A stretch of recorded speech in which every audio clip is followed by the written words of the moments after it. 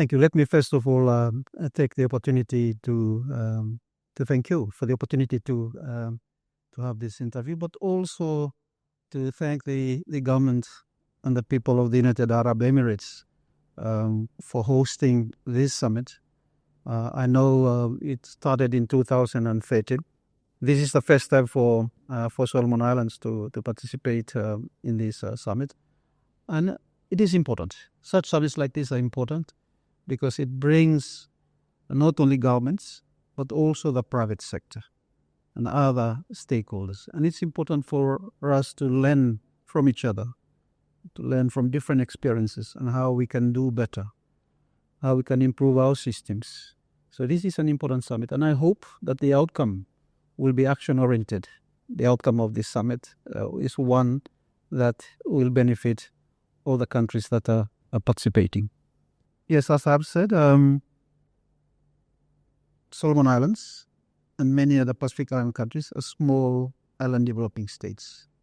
Climate change and sea level rise, these are existential challenges or threats. Climate change is already a crisis. It is a crisis that requires partnerships. Countries like us, we would like to explore partnerships in terms of mitigation and adaptation measures. For us, we are interested as well in collaborations or initiatives on renewable energy, for example. And these are areas that United Arab Emirates and our other partners can explore so that we can work together to address, mitigate the impacts and effects of climate change, sea level rise. We have the Tina Hydro project in the Solomon Islands. It is still under construction. The project received funding from the Abu Dhabi Fund during the last few years, and we are keen to explore similar opportunities, especially in terms of solar energy.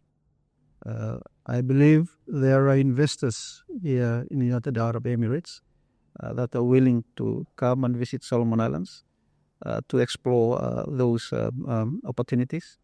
There are also opportunities in terms of tourism development in Solomon Islands, and we would be keen to have investors in the United Arab Emirates to come and visit Solomon Islands and see for themselves the opportunities in tourism and in fisheries, in agriculture, apart from energy. We opened our embassy in UAE, Abu Dhabi, UAE. This is important for us. Part of the embassy's task or responsibilities is to look for opportunities, including trade and investment opportunities that both Solomon Islands and the United Arab Emirates can partner together on. Very minimal, very small trade at the moment. Of course, during the expo that you successfully hosted in 2020, we did send some businesses here to showcase their products. And I think there is potential for a couple of exports from Solomon Islands to the United Arab Emirates. And we've started with that. One is on tuna, canned tuna. The other is on coconut oil. I understand there has been not much progress in terms of ongoing exports on that. But I think going forward is what is important for us in order to facilitate that trade between our two countries is to come up with this comprehensive partnership agreement, or EPA, Economic Partnership Agreement, that will facilitate trade. And my government will be working very closely with your government in terms of negotiating and finalizing that trade agreement or economic partnership agreement.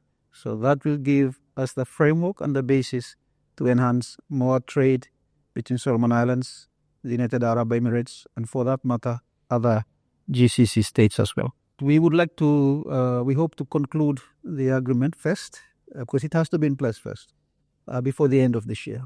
We are a least developed country, an LDC, apart from being a small island developing state. We are scheduled to graduate out of the LDC list by 2027. One of the strategies that my government is using to prepare us for graduation and sustain post-graduation is to use trade and investment as a strategy to prepare us for graduation, but also sustain the graduation process, post-graduation. Now, trade is important because it will, of course, increase the level of export earnings that we have, increase the level of income for our people, but also create job opportunities for our people in the country.